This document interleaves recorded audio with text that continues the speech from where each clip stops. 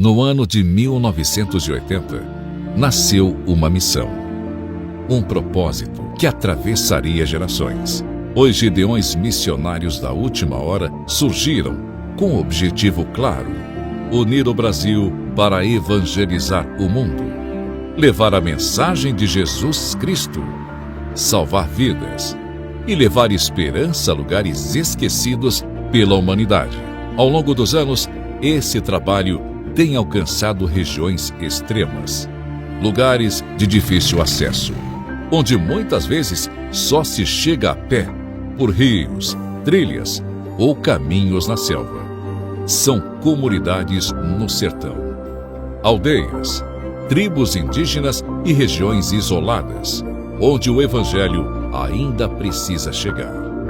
Em muitos projetos, os Gideões constroem igrejas e também escolas, porque acreditam que o futuro começa na infância. Crianças que antes não tinham acesso ao ensino, hoje aprendem a ler, a escrever e, principalmente, a conhecer o caminho da verdade. Projetos que existem há anos e que já transformaram não apenas crianças, mas famílias inteiras. Hoje, mais de 1000 famílias missionárias estão espalhadas pelo mundo e sendo mantidas pelos fiéis contribuintes dos Gideões para levar a palavra de Deus adiante. Homens e mulheres que deixaram tudo para viver um chamado. Eles enfrentam distâncias, desafios e dificuldades, mas continuam avançando, porque sabem que cada vida alcançada vale a pena. E mesmo com esse grande exército missionário, ainda há muito a ser feito. O mundo é vasto e todos os dias vidas estão sendo perdidas, sem conhecer a verdade. Por isso, missões exigem urgência. Jesus nos deixou uma missão: levar o evangelho a toda criatura. E esse chamado não é apenas para alguns, é para todos nós. Hoje, os Gideões continuam unindo o Brasil para alcançar o mundo. Esta obra está no coração de Deus e você está sendo chamado a fazer parte dela. Vamos unir nossas forças, vamos avançar, porque no fim não há nada maior nesta vida do que cumprir a vontade de Deus. Missões exigem urgência e missões se fazem agora ou nunca mais. Gideões missionários da última hora, unindo o Brasil para evangelizar o mundo.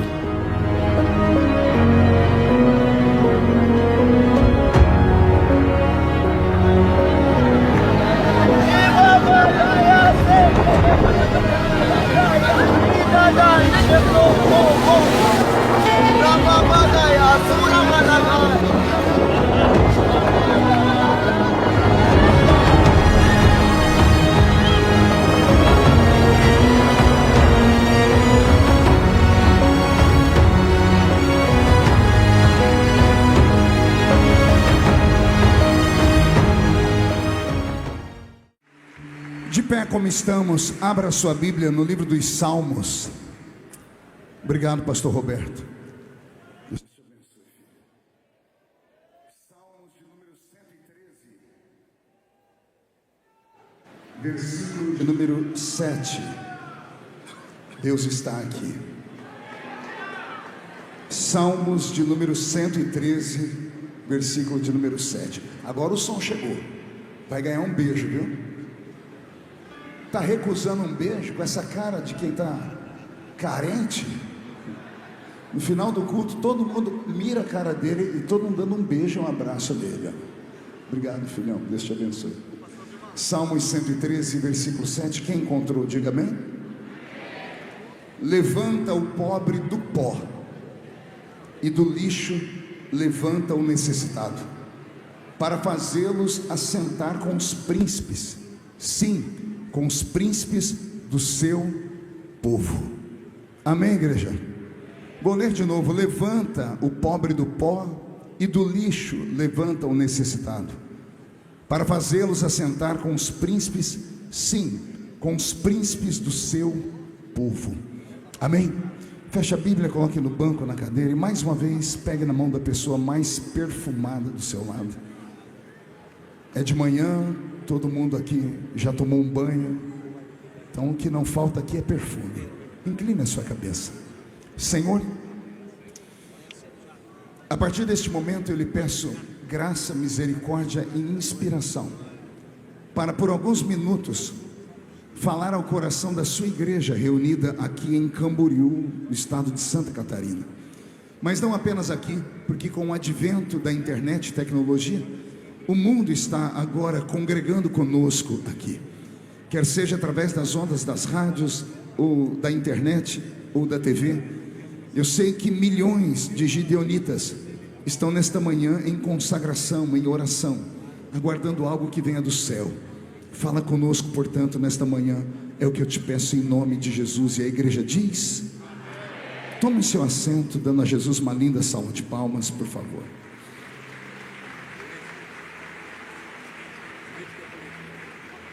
Primeiramente eu quero dar aqui parabéns a todos que vieram aqui na Manhã Missionária.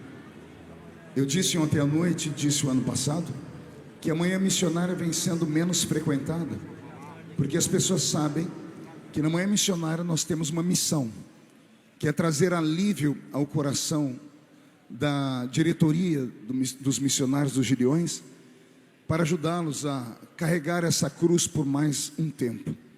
Como as pessoas sabem que nós vamos levantar ofertas, não vêm para o culto. Alguns foram lá para o Beto Carreiro, outros estão aqui na praia, em Balneário, alguns estão ainda roncando, mas os heróis de Deus vieram aqui nesta manhã comigo, e outros estão esparramados pelo Brasil e pelo mundo. Então eu peço a sua atenção. Também não é justo que você tenha saído de tão longe, da sua cidade, do seu estado, e não receber uma palavra, uma mensagem nesta manhã. Então nós vamos equilibrar aqui as coisas.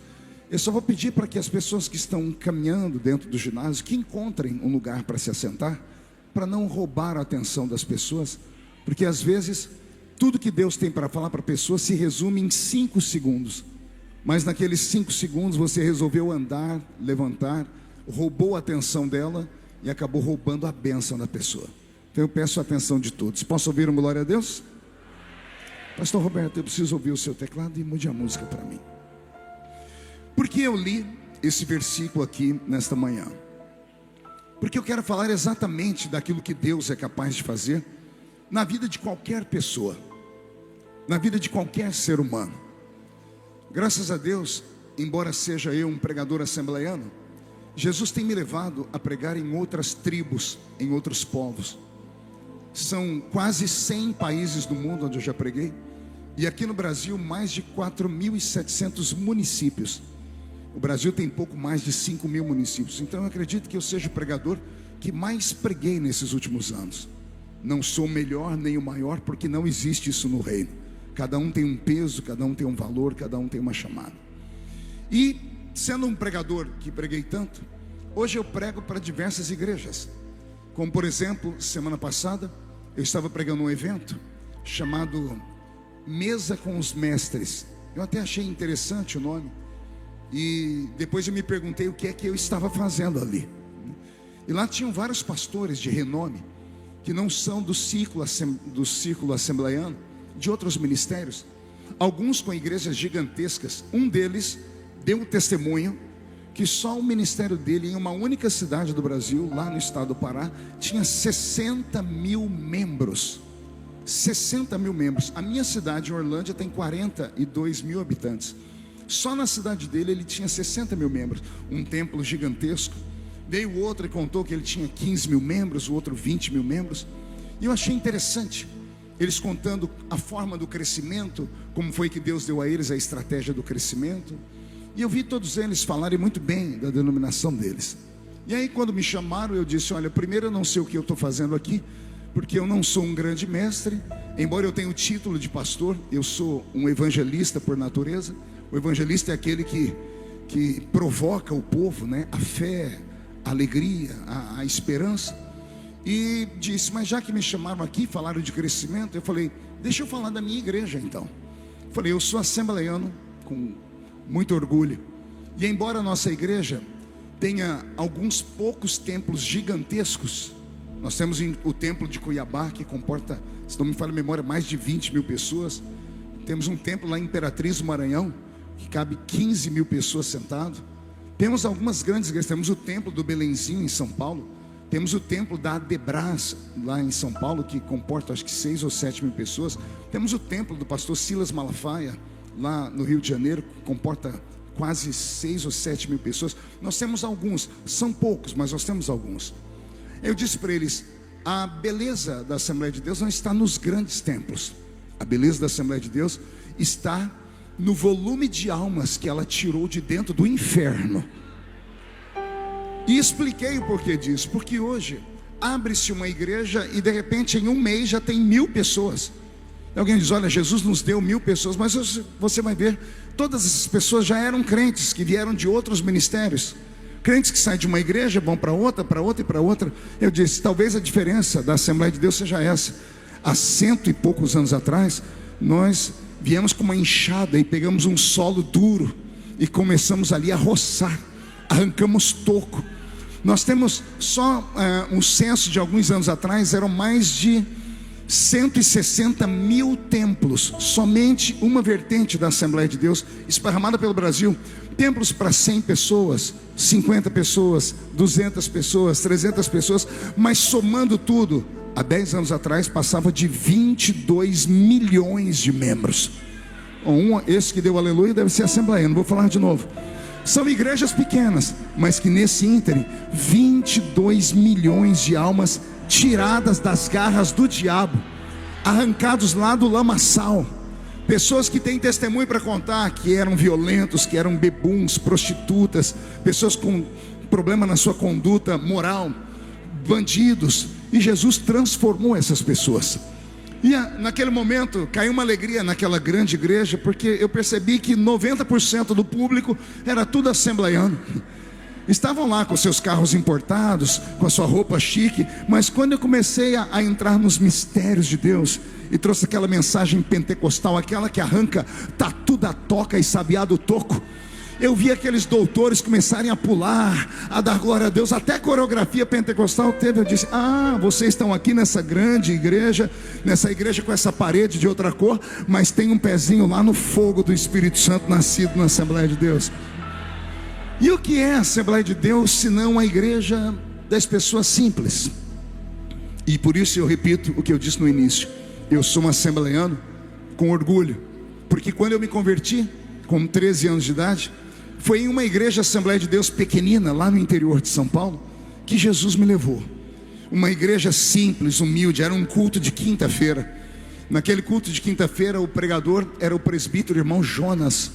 O irmão Jonas pregou inspirado naquele dia, embora eu não entendesse nada do que ele falava, porque ele pregava com uma eloquência que é natural do assembleiano, do pregador assembleiano.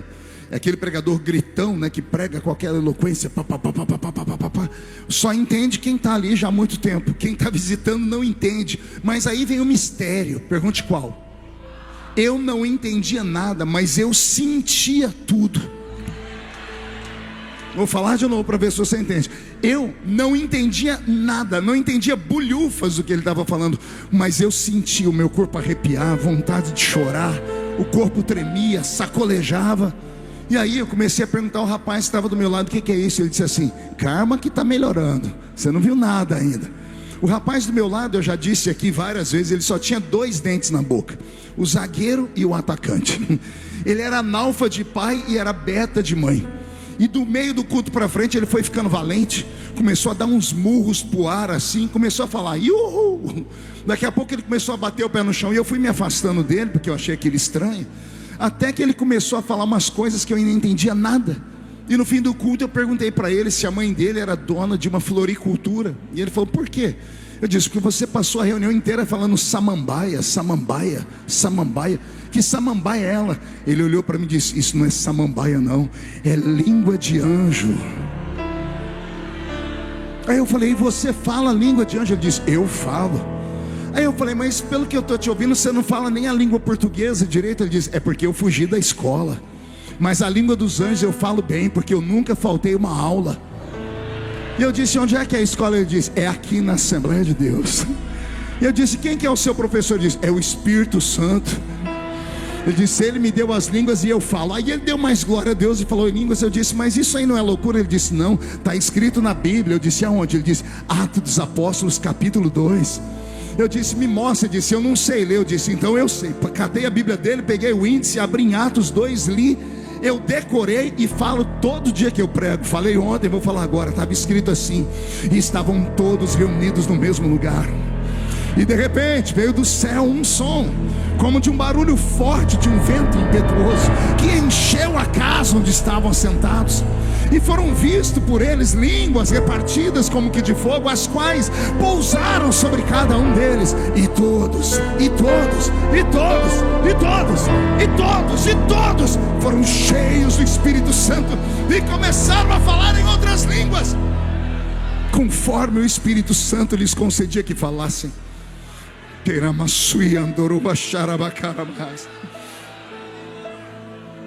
Naquele dia eu aceitei Jesus e fui sabatinado por um grupo de jovens que me falaram, você precisa buscar o batismo com o Espírito Santo.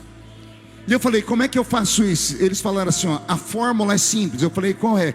É glória. Eu disse, não entendi. É só falar glória. Aí eu falei glória e não recebi. Disse, eu falei e não recebi. Disse, continua falando glória. Deu glória, glória. Não recebi. A moça falou, ih, está longe, tem que ser mais glória. Eu disse, quanto? Até Jesus te dá. Daí vem a marca de que o crente antigamente era um crente que recebemos até um hino em homenagem. Éramos barulhentos, porque o nosso culto era barulhento, porque os crentes ficavam dando glória o culto inteiro. Às vezes não prestavam atenção nem no que estava pregando, nem no louvor, porque a ânsia era em receber o batismo com o Espírito Santo. E aí os crentes ficavam o culto inteiro, glória, glória, glória, glória, glória, glória, glória. E eu estou sentindo uma falta dessa glória, estou sentindo uma falta disso. Hoje em dia nós trocamos o barulho de glória por aplausos, e não é errado aplaudir, a Bíblia diz louvai ao Senhor com palmas. Trocamos às vezes o barulho de glória a Deus por instrumentos, por músicas tocantes, mas nós não podemos jamais perdermos a nossa identidade, a identidade da simplicidade. E a simplicidade implica em você adorar a Deus na beleza da sua santidade. Tem alguém que é dessa época aqui e pode dar um grito de glória? Aí eu, um menino pobre, cortador de cana de açúcar, que colhia laranja, algodão e café para ajudar minha família, me converto nessa igreja. Menino pobre mesmo, estava lá no meio do monturo, literalmente, quando esse salmo diz que Deus tira o homem do lixo. A minha mãe morava no lixão da cidade, chamado Remonta, porque ela ficou órfã muito cedo. O pai abandonou os filhos mais pequenos, os irmãos da minha mãe que eram mais crianças, os vizinhos pegaram e adotaram para cuidar por um tempo. E a minha mãe, como era mais velha, tinha 13 anos, ninguém queria, e ela foi morar no lixão da cidade. Então eu nasci numa família extremamente pobre, extremamente miserável. Nós dividimos 2 cômodos, quando eu tenho já memória na minha cabeça, das lembranças que eu tenho. Eram 2 cômodos que a gente dividia com 12 pessoas. Era muito simples. A comida não era fácil. Tem um documentário meu no YouTube chamado Chamada de Fogo, assista. E você vai ver a minha mãezinha, que ainda era viva, dizendo que às vezes ela tinha açúcar para colocar no leite, às vezes não tinha o açúcar, às vezes tinha um arroz, às vezes não tinha um feijão, às vezes tinha um feijão e não tinha um arroz. Então esse é o lugar onde o pastor Marco Feliciano vai ser formado. E aí, com 13 anos de idade, filho de uma mãe solteira, não tenho o nome do meu pai no documento até hoje. Eu tenho apenas o nome de minha mãe na minha certidão de nascimento, na minha carta na minha habilitação como motorista. Em todos os documentos só tem o nome da minha mãe. Naquela época, o filho que não tinha pai, que o reconhecia, era chamado de bastardo. Muitas vezes na escola eu fui chamado de filho bastardo. E quando os meninos queriam brigar comigo, me chamavam ou de filho de mãe solteira, ou de urso do cabelo duro, porque o meu cabelo era uma benção. Então quando você vê o meu cabelo cada dia está de um jeito, isso aqui é coisa minha e você não tem nada a ver com isso. Porque eu sei o que eu já sofri na vida das pessoas falarem de cabelo, né? E hoje eu sei que muita gente tem inveja, né? Porque já teve cabelo e agora não tem mais também, né? Mas isso é uma história para um outro dia. Então, o Senhor Deus com esses 13 anos de idade, vivendo essa vida de dificuldade. Ontem eu contei aqui como foi que o pastor Valdeci, que faleceu e eu fiz o enterro dele ontem, me levou para trabalhar numa empresa chamada Agropecuária J. Mendonça. E eu falei que o moço assoviou um louvor, e aquele assovio mexeu com o meu coração. Porque eu estava sensível naquele dia, porque eu estava dentro do elevador do prédio, eu era guarda-mirim, eu era desse tamanhozinho. E quem entrou dentro do elevador? Um irmão meu de sangue, que me contaram que ele era meu irmão, porque eu não conhecia a família do meu pai. Meu pai já era casado. Quando a minha mãe nasceu, meu pai já era casado. Eu vou falar uma coisa para dar um nó na sua cabeça. Eu tenho irmãos mais velhos do que a minha mãe. Entende isso? Eu tenho irmãos, mas quando a minha mãe nasceu, meu pai já tinha filhos. E aí me mostraram andando na cidade, aquele lá é seu irmão. E calhou de nesse dia dentro do elevador estar eu e um dos meus irmãos. E eu, criança, ansioso, sonhava em ter um irmão. Eu falei para ele: você sabia que você é meu irmão? Ele me agarrou pelo colarinho dentro do elevador e disse: se você falar isso de novo, eu quebro você. Você é filho de uma prostituta.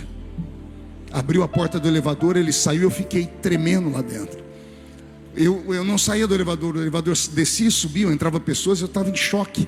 Até que alguém me reconheceu e me levou para a sala, e eu estava lá com o coração muito apertado. Foi quando o Ronaldo, que me ganhou para Jesus, assoviou o hino Deus está aqui. Alguém lembra desse corinho? Como é que é esse corinho, Roberto? Você lembra? Aqui. Cadê? Lembra, pastor Gilmar?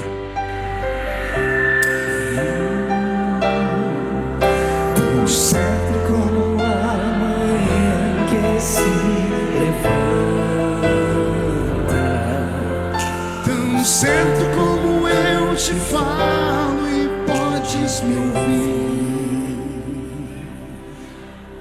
E esse corinho entrou no meu coração e moveu a minha alma.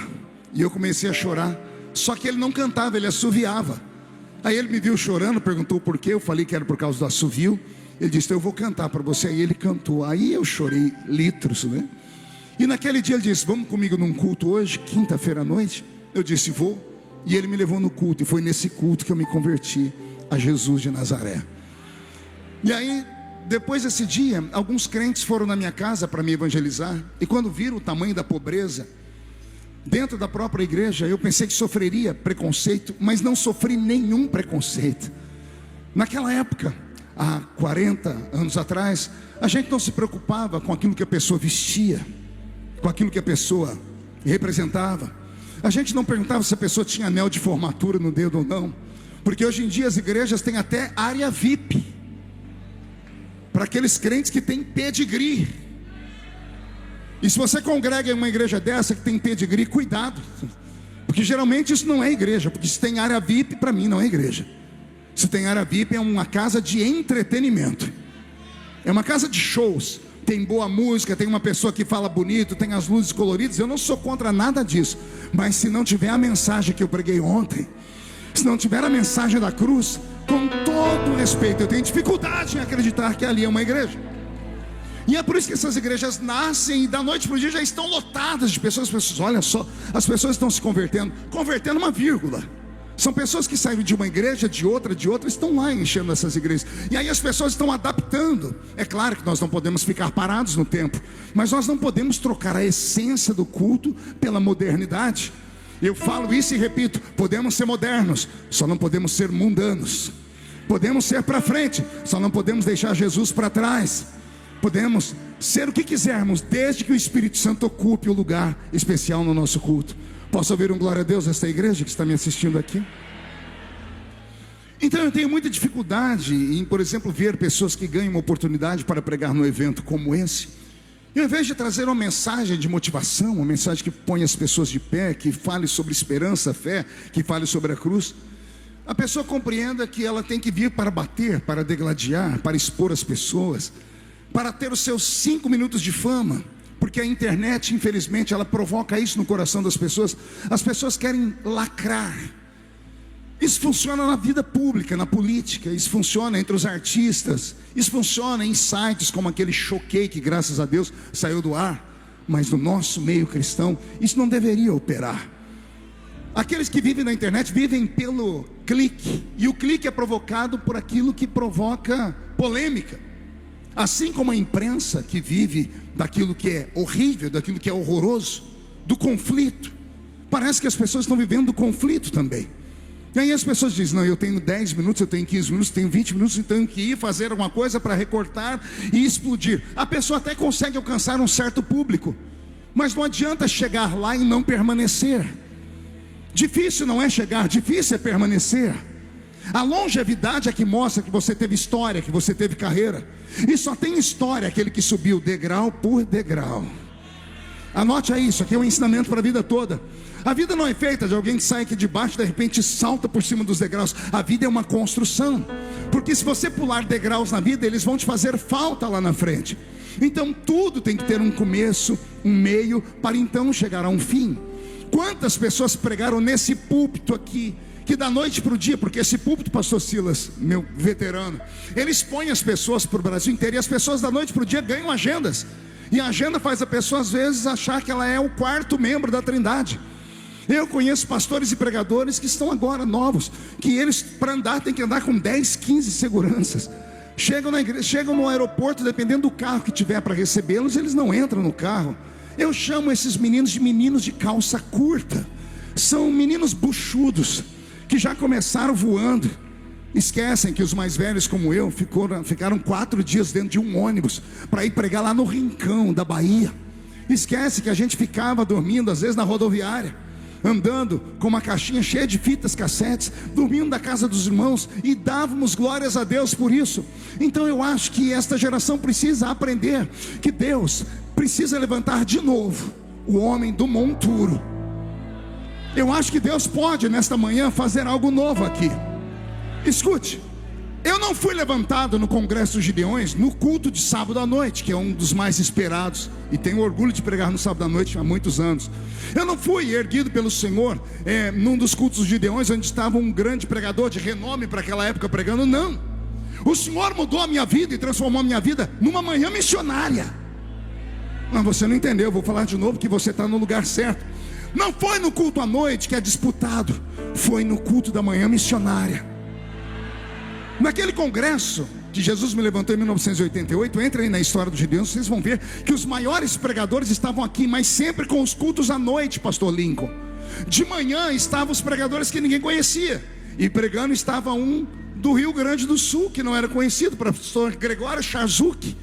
E foi esse homem, na manhã missionária, na oferta missionária, que provocou a minha alma. E eu, um cortador de cana, um menino criado numa casa pequena, que veio para cá sem ter comida, sem ter dinheiro para comprar comida. Quando ouvi ele falar, nesta manhã Deus vai transformar vidas. Quem aqui tem a sua vida para entregar as missões? Ele primeiro fez a oferta, eu não tinha dinheiro. E ao invés de eu ir embora, porque na hora que começamos a oferta vai todo mundo embora, ou alguns vão embora, eu fiquei até o final. E eu fiquei com o coração machucado, porque eu não tinha dinheiro para entregar aqui. Mas de repente ele mudou e disse, agora que já recolhemos a matéria, eu quero saber quem tem a sua alma e o seu espírito para entregar as missões. Quem gostaria de ser a sua própria oferta? Quem gostaria de se colocar no altar como a sua oferta? E foi a primeira vez que eu ouvi alguém falar que a minha vida era uma oferta. E eu saí correndo lá do fundo, me joguei aqui na frente. E aí ele disse do púlpito, Deus está recebendo a oferta desse menino. E olha onde eu estou hoje à noite pregando para vocês, ou hoje amanhã, nessa manhã pregando para vocês. Você não está vendo só um pregador, você está vendo um filho dos Gideões, um fruto desse ambiente. Eu não caí aqui de paraquedas como muitas pessoas pensam. Foi o Senhor que me trouxe para cá. E Deus me trouxe para cá para quê? Se eu não sou um grande pregador, se a minha mãe não era líder do ciclo de oração, se o meu pai não era pastor, porque geralmente só chegam nesses lugares aqueles que têm, como eu disse, pedigree, aqueles que têm alguém que influencia, alguém que empurre, alguém que dê uma mão. Eu cheguei aqui do nada, era a maneira de Deus dizer, quem levanta o homem sou eu. Quem ergue o homem sou eu. As pessoas podem até conquistar o seu espaço usando a sua própria força, mas elas têm que fazer um esforço hercúleo para se manter naquele lugar. Tem que fazer um malabarismo para todo ano permanecer naquele lugar. Agora olha como é simples a minha história. Eu pisei aqui como pregador há 28 anos atrás. Tem 28 anos que eu prego aqui nesse congresso. Não sou o maior, não sou o melhor, mas por que estou aqui? Porque foi Deus que me colocou aqui. Isso é um recado para todos os pregadores do Brasil. Não force a porta, não fique empurrando a porta, não fique tentando comprar a sua oportunidade, nem deixe que ninguém faça isso por você. Deus tem uma história para cada um. É Deus quem levanta o homem do monturo, é Deus quem tira o homem do lixo, é Ele quem coloca o homem entre os príncipes e as princesas da terra. Alguém acredita que Deus ainda faz isso? Então agora não dê um grito, não dê um berro de glória a Deus aí, por favor. Como eu disse, chegar não é difícil, difícil é permanecer. Tudo na vida é isso. Casar não é difícil, difícil é permanecer casado. Comprar um carro não é difícil, difícil é manter o carro depois. Albert, meu amigo, que ontem eu esqueci de te falar e me puxou a orelha. Albert falou: você esqueceu de falar de mim, paizão, né? Difícil não é você conquistar as coisas, difícil é você manter as coisas. Então, por que muitas pessoas têm uma carreira meteórica? É simples, elas não tiveram alicerce. A planta que não cresce primeiro para baixo não suporta o vento que vem de cima. O que faz uma árvore permanecer firme mesmo depois do inverno, mesmo depois que caem as folhas e os frutos, é a profundidade das suas raízes. Porque as raízes vão no profundo da terra e buscam os lençóis freáticos de água. E é isso que faz com que aquela árvore suporte o frio, suporte o vendaval. Pastor, o senhor nunca sofreu? Vocês me conhecem, tudo comigo vai para o Jornal Nacional. Quantas vezes falaram da minha morte, quantas vezes fizeram meu velório, só nunca conseguiram fazer a missa de 7º dia. Porque quando eu fazia a missa de 7º dia, estava um bilhetinho no meu caixão: ressuscitou ontem, Deus levantou ele de novo. Olha ele pregando de novo, olha ele aqui, olha ele ali. As pessoas falam: pastor, como é que o senhor viveu aquele auge? Eu digo: eu não sei o que é auge. Não, é quando o senhor tinha agendas. Eu disse: eu nunca perdi a agenda. O Roberto está aqui, ele pintou o cabelo, vou entregar você para o povo. O cabelo dele estava todo branco, porque ele tem que dar conta de todo dia atender 100, 150 convites para que eu pregue ao redor do Brasil e do mundo, por dia. 2 dias de agenda, se ele fechar, eu fecho o ano inteiro. Se ele parar 4 dias, a gente fecha 2 anos. Se ele parar 40 dias, eu fecho pelos próximos 10, sabe Deus quantos anos à frente. Então, eu não entendo esse negócio de auge. Ah, mas é o nome, que nome? Ah, na internet, o que é clique? Olha aqui, onde eu sou pregador que nasci antes da internet. Quando o senhor me levantou, não tinha internet, era fita cassete. Alguém diz: o pregador conhecido no Brasil inteiro. Será que todos são conhecidos no Brasil inteiro realmente? Conhecido no Brasil. O Brasil é um continente, não é só um país, é um continente. Eu posso falar que os meus pés pisaram em mais de 4.700 municípios. Municípios com 5.000 pessoas, com 2.000 pessoas. Pastor Gilmar, eu conheço 58 municípios do Amazonas. Lá tem 68 municípios. Em lugares que quando eu chego, os irmãos dizem: pastor, o senhor é o primeiro pregador conhecido e reconhecido que pisa aqui. E aquilo me quebra o coração, porque eles convidam outros, mas os outros dizem: não, é aí. Quantas horas de avião para chegar aí? É avião teco-teco, é pequenininho? Como? Não vão, porque não tem coragem. Eu tenho orgulho de ter sido levantado do monturo, porque como eu fui pobre, eu tenho orgulho de ser chamado pelo Brasil inteiro aí de pregador dos pobres. Dou glórias a Deus, porque os pobres são aqueles que oram, são aqueles que enchem as comunidades, são aqueles que sobem a montanha para orar, são aqueles que sustentam o maior ministério evangélico do mundo, que é a Assembleia de Deus. E se tem algum desses aqui, não me deixa sozinho, não. Não dá só um grito, só um berro. Reage nesta manhã, por favor. E eu termino contando uma história. Beto, mude a música. Eu era garoto, 15 anos. Peguei um embornal. Alguém sabe o que é um embornal? Aí tem uns aí que vieram da roça. Era um saco que a mãe da gente fazia com uma alça que a gente pendurava aqui no pescoço. Uma bolsa. Coloquei minha Bíblia toda rasgada. Eu tinha uma Bíblia que só Jesus na causa. Um dia eu fui pregar, quando eu abri no Evangelho de João, estava o livro de Ezequiel no meio do livro de João. Falei: como é que veio parar aqui? Eu andava de bicicleta, às vezes passava no buraco, a Bíblia ficava aqui na garupa, a Bíblia caía, rasgava toda, e eu ia colocando as folhas ali dentro. Esse é o começo da vida do pastor Marco Feliciano. Hoje nós temos uma Bíblia aqui, que eu lancei ela ontem, infelizmente já acabou. Acabou tudo onde, pastor? Está ali o pastor Lincoln, fica em pé aí, pastor Lincoln. Aí está o pastor Lincoln, o escritor aqui comigo, que apontamos essa Bíblia. Depois você pode adquirir pela internet. Hoje eu tenho a minha Bíblia, mas quando eu comecei, eu tinha a Bíblia toda rasgada. Eu estava de chinela havaiana, numa época que chinela havaiana ainda não estava em Nova York e não dava briga política. Na época que chinela havaiana era só dos pobres. Quem é da época da chinela havaiana dos pobres? Quem aqui reutilizou a sua chinela havaiana mesmo depois de quebrada?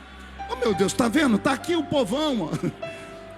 O meu apelido era menino do chinelo de fogo. Pergunte por quê?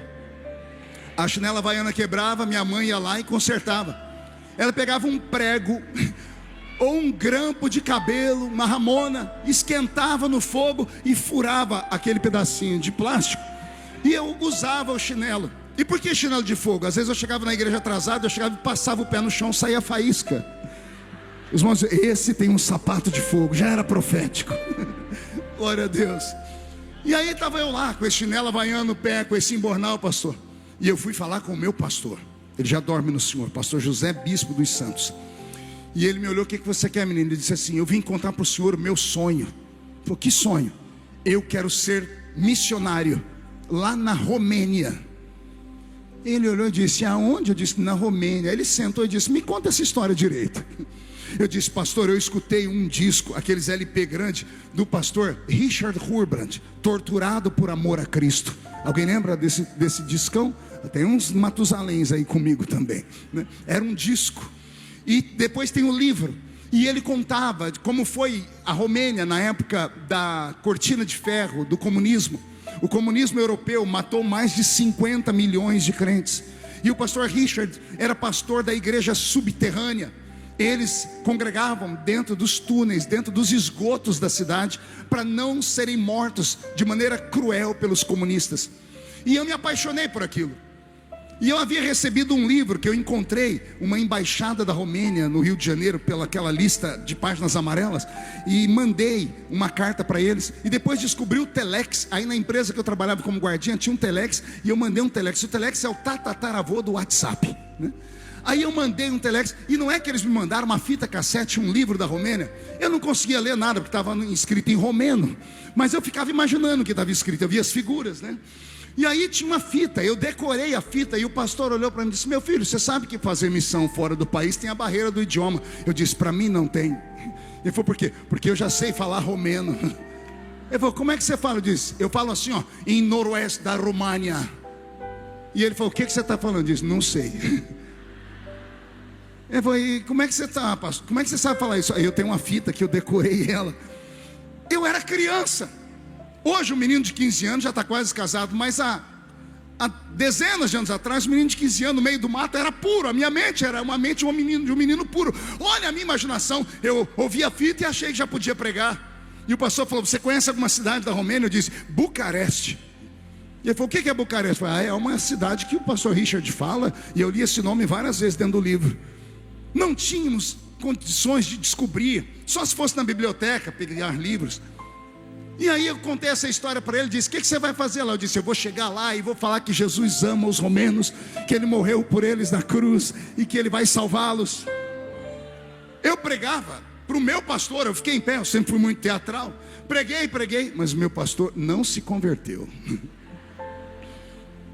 Aí ele falou, sente aí que eu vou ter uma conversa séria com você. Ai, Jesus. Lembro como se fosse hoje ele dizendo assim, menino, esquece isso. Eu disse, por quê, pastor? Ele falou, onde você mora? Eu disse, na Vila Tatu. Ele falou, só pode ser um buraco. Ele falou, sua mãe é diretora do círculo de oração? Eu disse, minha mãe está no forró. Você ri porque não é a sua mãe, bocó. Seu pai? Eu falei, não tenho pai. Você mora numa casa grande? Eu digo, moro numa casa pequenininha, 2 cômodos com 12 pessoas. Ele disse, você mora no centro da cidade? Eu disse, é aqui na Vila Tatu, já falei. Ele falou, você é rico? Eu disse, todo mundo da minha casa corta cana, e só minha mãe que trabalha de lavadeira. Aí ele olhou para mim e disse assim, e você quer ser missionário na Europa? Ele falou, filho, esquece isso. Na Europa só vai filho de pastores americanos, que tem dólar, que tem os olhos azuis, que são poderosos. Nós somos um país atrasado, de terceiro mundo. Olha onde você congrega, olha a sua igreja, olha onde você mora, olha o bairro onde você mora, olha onde você está. E eu fui soluçando, porque eu vi meu sonho desmoronar, meu castelo cair. Então ele levantou, me deu um abraço e ele disse assim: olha, é melhor ver você chorar agora do que ver você chorar no futuro, frustrado, dizendo eu quis e Deus não me deu. Ele me abraçou, me confortou e disse: ó, não conta para ninguém, tá? Essa conversa eu não prometi, por isso que eu estou contando para os irmãos aqui. Não estou em pecado. Fui para casa, pastor Zilmar, naquele dia. Eu tinha uma janela no quarto onde eu dormia com todo mundo, e debaixo da janela tinha uma máquina de costura Singer, daquelas que a mãe da gente tinha que pedalar, rodava ela para ela costurar. E eu era tão pequeno, porque eu era desnutrido, né? Eu subia em cima daquela máquina, abria aquela janela que dava por meio de um pasto, e ali eu falava com Deus. Chame de louco, de fanático, do que quiser. Todo mundo trabalhando. Eu cheguei em casa, abri a janela, dobrei meu joelho em cima da máquina e abri a minha Bíblia rasgada, em Isaías capítulo 6, versículo 8. Quando eu abri, não tinha mais o versículo 8 na Bíblia, porque eu havia rasgado o versículo 8, porque eu chorava em cima do versículo e passava o dedo para marcar. Eu não tinha essas canetas para marcar, então eu marquei com lágrimas até rasgar o versículo, mas eu decorei ele. Lá estava escrito: a quem enviarei? Quem há de ir por nós? Ao que respondeu o profeta: eis-me aqui, envia-me a mim.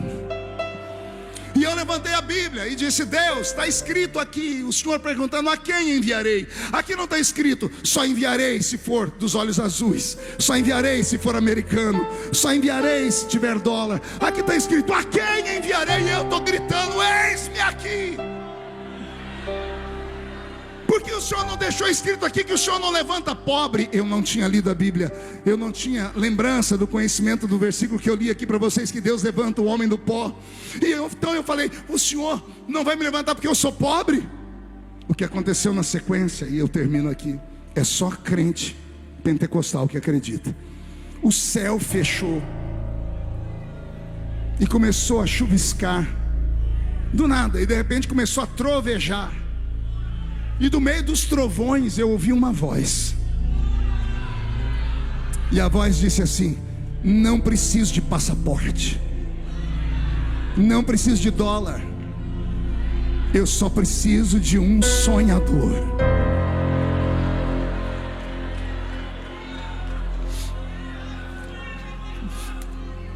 Eu conto essa história toda vez eu me emociono, porque a voz de Deus me procurou lá na Vila Tatu, e ele falou para mim: eu só preciso de um sonhador. Por isso a mensagem que impactou os Gideões na minha história foi o sonho de José. A partir dali eu parei de olhar para as pessoas que me colocavam obstáculos na frente. A partir daí eu parei de olhar com os olhos da carne, porque os olhos da carne me limitavam. Eu passei a olhar com os olhos do Espírito. Eu comecei a ver. E olha onde eu cheguei.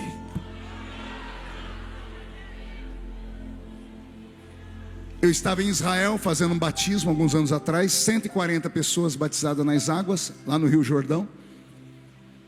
Eu estava já saindo das águas quando apareceu 3 pessoas, 2 homens e uma mulher, todos eles com mais de 1,90 m de altura, bem altos, usando batina branca de batismo, só que aqui na frente tinha a imagem de Maria. E eles falaram comigo ali em inglês, dizendo que eles queriam que eu os batizasse. Os 140 crentes ficaram olhando para ver o que eu fazia. Aí eu fiz uma pergunta, eu disse: por que vocês querem ser batizados por mim? E eles falaram: ali, e apontaram o canto, era o nosso batismo. Só que quando nós olhamos para cá, nós vimos acontecer o que está no relato da Bíblia. Eu disse o quê? Nós vimos uma luz descer aqui.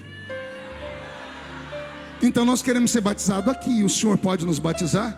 Os crentes olhando para a imagem de Maria. E aí eu olhei para eles, olhei para os batizados que iriam ser batizados, e citei o texto de Atos dos Apóstolos. Filipe ganhou um homem com 40 minutos, o guarda-ofertas da rainha Candace da África. Pregou, o homem disse: está ali a água que me impede de ser batizado. Eu falei, eu fiz para eles a pergunta de Filipe: você crê em Jesus de todo o coração? Crê que ele morreu na cruz, é o Salvador? Cremos. Eu falei: então se crerem. Os irmãos diziam amém, uns 140 falaram amém, e eu batizei eles, precisei de ajuda, porque eles eram grandes demais. Terminei de batizá-los, eles saíram alegres. Eu fui para um canto tirar minha meia, porque a gente coloca uma meia lá para não escorregar nas pedras, uma meia que por baixo tem borracha. Eu estava tirando a meia, um deles, um dos três, chegou perto de mim e disse assim: posso falar uma coisa para o senhor? Eu disse: pode. Quando o senhor for à Romênia, o senhor pode visitar a nossa igreja?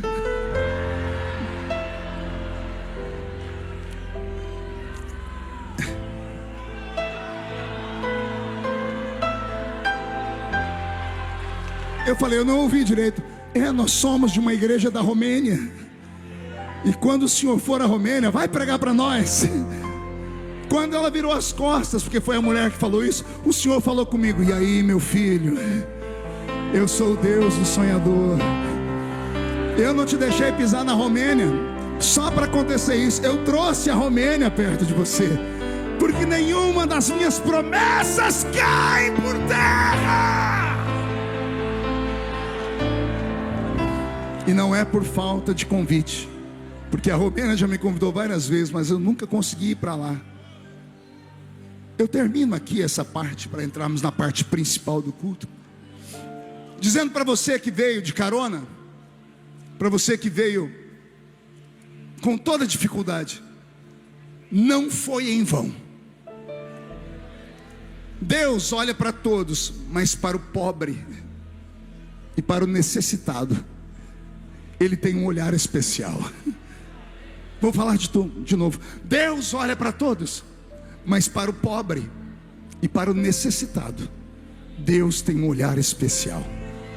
E Gideões foi, é e continuará sendo a porta das pessoas humildes. Deus tem trazido empresários, tem alguns que vão nos ajudar aqui. Eu já tenho até testemunhos para contar, por isso que eu estou aqui mais tranquilo. Toda vez a manhã missionária é tensa para mim, mas hoje eu estou mais tranquilo. Deus tem salvado pessoas ricas, mas nós somos movidos com a oferta da viúva e do missionário. Que o Senhor nesta manhã te visite, que você saia por essas portas e volte para sua casa dizendo: o pregador falou, e eu creio na palavra dele, o Senhor vai me levantar, e vai me levantar onde quer que eu esteja, no vale, na vila, na comunidade, lá na favela, lá no meio do mato, na roça, na igreja pequenina, na igreja cujo pastor é simples. O Senhor vai te levantar. Jesus fez uma única reclamação passando pela terra. Ele disse: a seara é grande, mas são poucos os ceifeiros. Que Deus levante você, sua família e os seus filhos, e só quem crê nisso dê um grito de glória a Deus. Incline a cabeça, coloque a mão no coração e pode chorar. Aleluia. Pode chorar, você que está assistindo aí pela internet. Queria ter vindo, né? Não teve dinheiro para vir. Mas olha Jesus preparando esse equipamento. Não é na Smart TV grande, né? É no aparelhinho de celular que vai travando. Eu fico até com a cara dura. É aí que Jesus está falando com você. Ele está te visitando. Eu ainda vou me encontrar com você e com muitos que estão aqui pelos púlpitos. Estou ficando velho, mas ainda vou estar, nem que seja com uma bengalinha num púlpito, ouvindo o seu testemunho, dizendo: naquela manhã missionária, Deus visitou o pobre que estava no monturo e colocou ele entre os príncipes e os reis da terra. Senhor, se esta palavra veio do céu, toque aqueles que estão com a mão no coração agora e testifica que o Senhor é o Deus que cumpre as promessas feitas. E se o Senhor se agradar dessa manhã, onde houver alguém batizado com o Espírito Santo, renove eles em sinal de confirmação. Ou confirme batizando com o Espírito Santo, ou curando, ou revelando, ou arrebatando. Mas move nesta manhã missionária. Sobe com o teclado, Roberto, e deixa o povo sentir a presença de Deus. Adore ao Criador.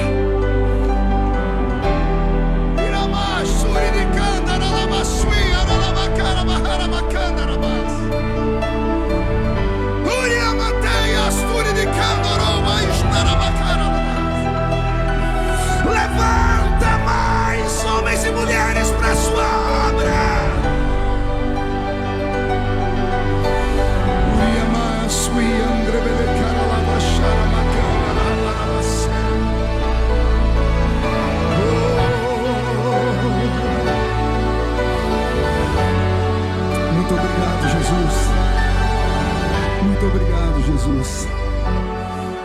Muito obrigado, Jesus.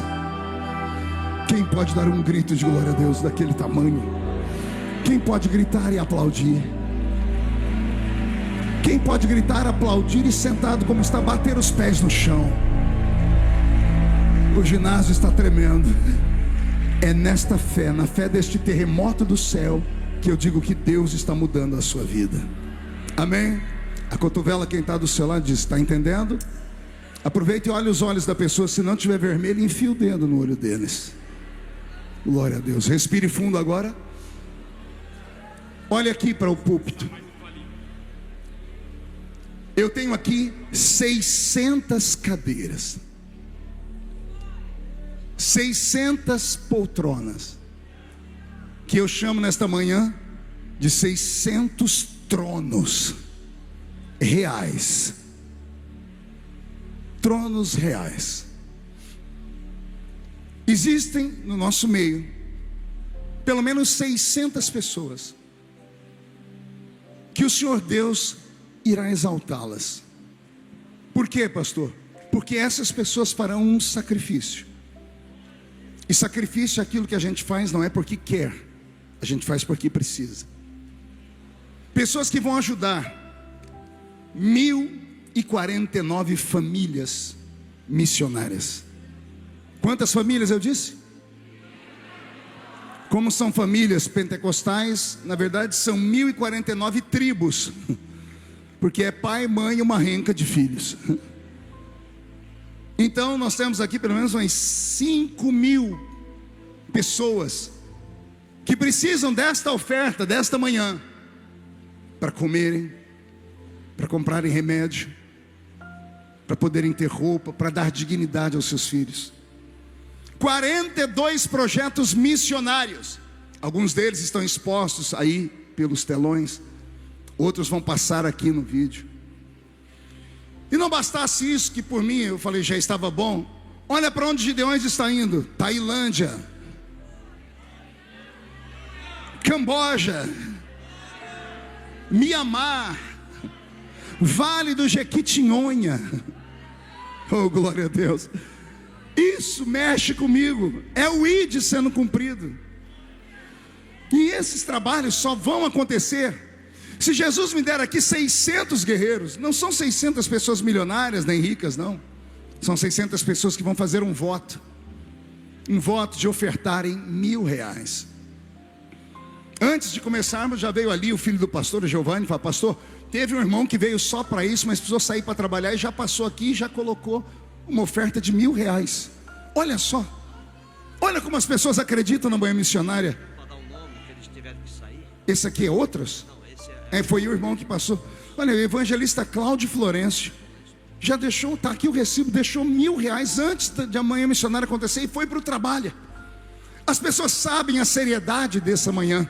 Por isso eu sou pregador aqui já há 10, 12, 15 anos da manhã missionária, porque as pessoas acreditam no que eu falo. Eu não sou perfeito, sou um ser humano, mas eu tenho temor a Deus nesse momento. Eu sei que a internet lacra, que vai ter aqueles abutres da internet, né? Aqueles coveiros de internet. Eu não estou nem aí para eles, porque eles não mandam um centavo para essa obra. Mas essas pessoas que vão assentar nessas poltronas aqui, olha, a vida delas vai ser transformada. A vida delas vai tomar uma guinada que elas jamais sonharam em suas vidas. O Senhor Deus as honrará, porque você não está dando dinheiro para mim, você estará ajudando 1049 famílias a saírem daquele momento de angústia pelo qual estão passando e vão crescer muito. Antes de chamá-los aqui, uma irmã, que ela pediu para não dizer o nome dela, enviou para nós um carro. Pastor Abner, está no telão aquelas fotos que eu te mandei? Coloque aí no telão, vai passando as fotos. Olha aí, cadê as fotos? Só tem uma, eu mandei várias. Pode aplaudir Jesus. Pela cor do banco, é um carro de luxo. Veja só, uma empresária, eu não sei quando vale um carro desse. Daqui a pouco ela está por aí, ela falou que vai me chamar aqui no cantinho para entregar, pastor Gilmar, o documento para entregar na sua mão.